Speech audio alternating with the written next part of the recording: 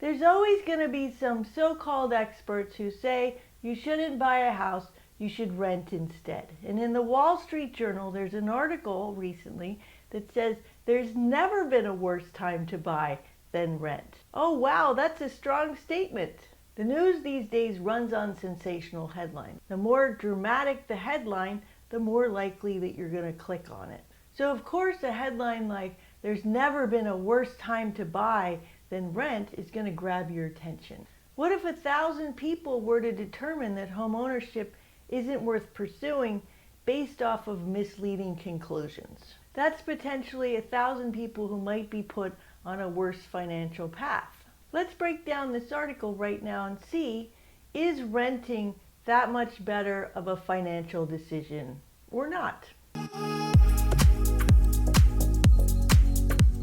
Hi, I'm Nicole Hamilton, a home financing expert. Subscribe to my channel and you'll be the first to know when I upload a new video. Okay, so the first point they make in this article is the average monthly new mortgage payment is 52% higher than the average apartment rent. So you think, wow, that sounds terrible. What kind of moron would pay 52% more as a monthly payment instead of renting? The first thing you see is this graph. And the spike there coincides with the rise in house prices and the slight downtrend. Though if you watch this video that I did, you can see that the spike and the downward trend is not evenly distributed across the country. This chart looks really dramatic. Look at how far the total cost of monthly payment for a new mortgage differs from rent.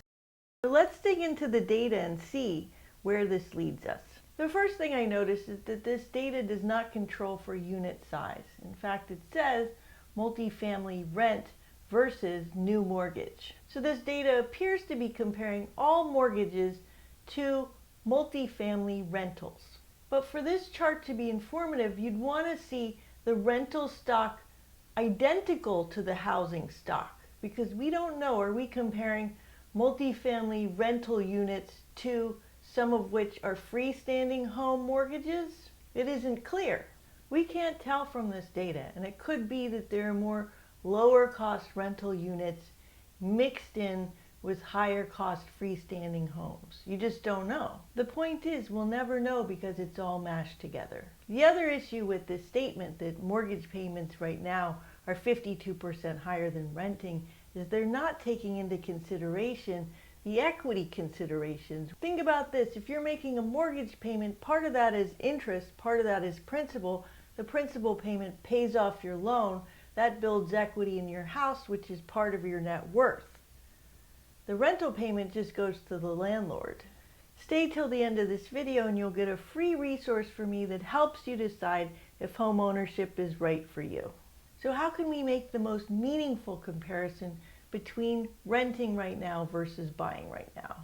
To do this, we need to look at equivalent properties, apples to apples. We also need to take into account other costs and equity considerations. It turns out that there's a lot of data available on one-bedroom apartments. So let's take a one-bedroom apartment available to rent versus a one-bedroom apartment available to buy, and we'll compare the costs.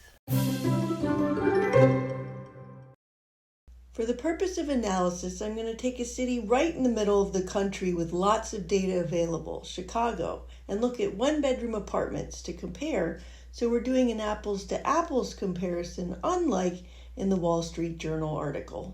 But I have a link below to an analysis of other cities as well as other apartment sizes if you want to see what other comparisons look like. In December, the average Chicago one-bedroom apartment sold for about $230,000 according to Rocket Mortgage. Meanwhile, the average rent in Chicago for a one-bedroom apartment was $2,143 according to Zumper, a rental market trend company. In the Wall Street Journal article, they assumed a 10% down payment on the home purchase. So let's make the same assumption here and see what we find. We know that for a purchase, you'll pay insurance, property tax, and PMI, or private mortgage insurance, since in the example, we're putting less than 20% down. Using a mortgage rate of the highest rate we've seen in the last month, 8%, we get to a monthly mortgage payment of $1,519. If we assume $291 in property tax according to Chicago's average property tax rates, $48 for apartment insurance according to average costs, and $172 for monthly PMI based on average rates. We get a total monthly payment of $2,030. Not exactly 52% higher like the article said. How many people do you think the Wall Street Journal scared out of home ownership with that dramatic headline?